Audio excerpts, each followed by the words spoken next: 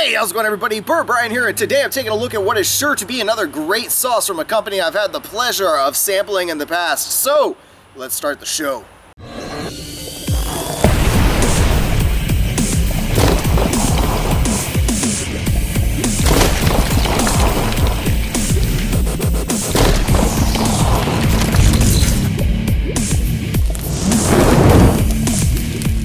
Today's hot sauce is made right here in my home state of Florida out of Cutler Bay, and I'm talking about Minpa's Gourmet hot sauce. Now, I've had the pleasure, like I mentioned in the intro, of trying one of her sauces in the past. It was, the owner's name is Carlene Fenor. She's a really sweet lady. She's always posting lots of pictures on her Facebook page, and she's just really passionate about what she does, and you can really tell.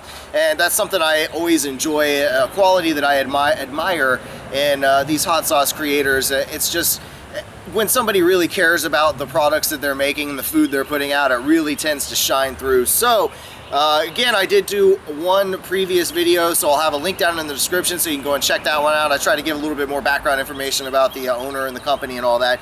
But the one we're looking at today is the Green Peppa Madness, and they've got a little heat scale on the side that's showing it at being about 3/4 heat, so we'll see about that as far as it ranks on my scale. For ingredients, we've got apple cider vinegar, canola oil, olive oil, onions, green habanero peppers, jalapeno peppers, water, fatali peppers, salt, garlic, spices, dado peppers, and a little monosodium glutamate, little MSG in there. So the slogan on the side here says, Minpa is a new, natural, and orgasmic gourmet hot sauce, a must-have in the kitchen and the dining table. Minpa will revolutionize the way most individuals eat and cook. The orgasmic hot sauce entices you to want more. Again, I will try to contain myself and not orgasm on camera for you guys. So, again, this has two different kinds of oil, canola and olive oil. Generally, when you're gonna have something that's more of like an olive oil kind of base, I know it has the apple cider vinegar as the first ingredient, but I can tell that there's a lot of oil just by the separation that it occurred from it sitting on my shelf for a week or two, a couple weeks. So, give it a very, very good shake, mix up all those good ingredients, and let's see. Again, I try to, when I do my reviews, I do tend to try to give you guys just a straight up without tasting it. If I'm gonna cook something prior to, I generally will, still not taste it. I just kind of go with my gut instinct and hope that it's gonna go well with whatever dish I am creating. But all right, I think we're ready here. So, let's see what we've got on the aroma. Getting this really nice blend of peppers. I mean, I'm getting a great vegetable-like smell that's coming through, very floral. Definitely picking up the onion and the garlic. And there's that subtle hint of olive oil. Again, I've been cooking Italian all my life, so I love oils and stuff. A lot of Italian dishes are very heavy in extra virgin olive oil. So, let's go ahead and see how this thing tastes. And it is a, just like the other sauce that I had of hers, I believe, it is more of a chunkier, thicker consistency. Really not a whole lot of fluidity to it, if you will. It's just very thick, chunky. I can see pieces like a bit of garlic, it looks like, and bits of onion. So, let's give this a taste.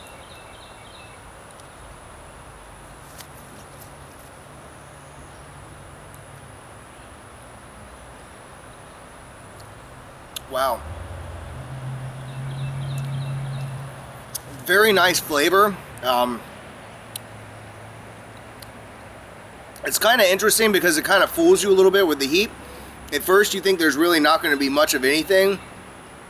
And as you kind of sit there and chew on it a little bit, boy, the heat just kind of starts to come out. But it's not an overbearing heat. It's just kind of it's kind of hitting the back of my throat a little bit, the roof of the mouth.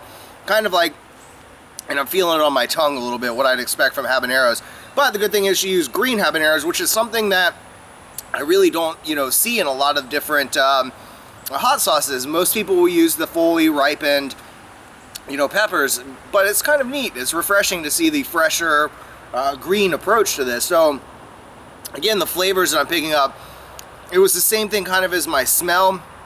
I'm really digging this aftertaste. I don't know what it is about it, but it almost kind of reminds me of like chicken noodle soup when I'm sick, that just great tasting I don't know, plus the heat and all. Wow, really nice flavor. Again, I'm picking up just fresh, or fresh vegetable kind of flavor coming through. You get to taste the peppers.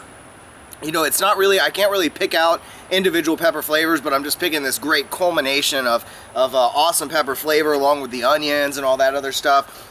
So what I got here is probably not the ideal thing to try this with or anything, but Chick-fil-A has their little chicken sliders, so I picked up a little combo pack to do some reviews with a couple different sauces, because I do like to try my sauces with something. Eat it with anything, even if it's not necessarily ideal for that dish, just because these are condiments, people. So when you see us all of us reviewers eating these things by the spoonful, just know that's not the way this product was meant to be used. I mean, it's meant to be mesh well and go with food. It's a condiment.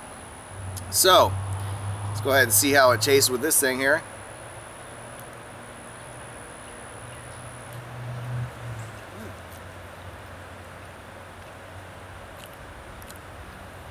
Actually, it tastes pretty good, to be honest. It's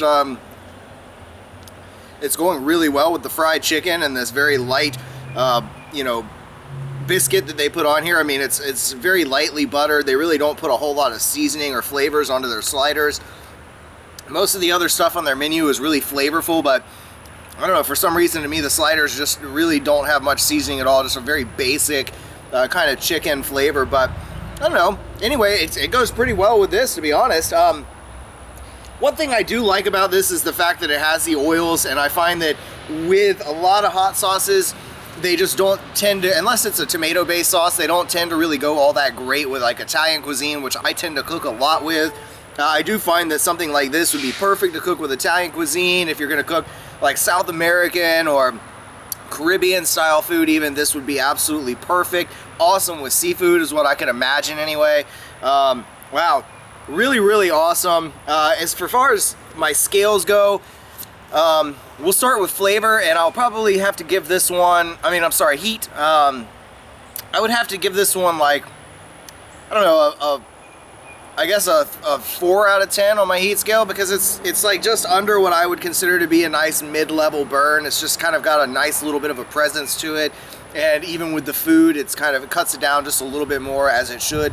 But it's got a very nice burn to me. I think anybody who's a chili head would like to, would enjoy this, not only for the very mild burn, but what the flavor adds to that equation just really bumps this thing up. I mean, for the cooking potential of this and just the all-around flavor, I would have to give this one, I'm going to give it an 8 out of 10 on my scale, because I don't know, I just think maybe the use of oils may hinder it in some sense as far as what it would be ideal to be used with, but at the same time it opens it up to possibilities of being used in other kinds of cuisine that a lot of hot sauces I've had in the past just don't stack up to. So anyway, there you have it. There's my thoughts on Min-Pause. Go ahead and check out their website. There'll be a link down in the description below, and of course, if you have any comments, feedback, whatever, please sure and leave them down below, and I will try to respond to you as quickly as possible. And got lots of cool videos coming up, so stay tuned, and as always, stay toasty, my friends.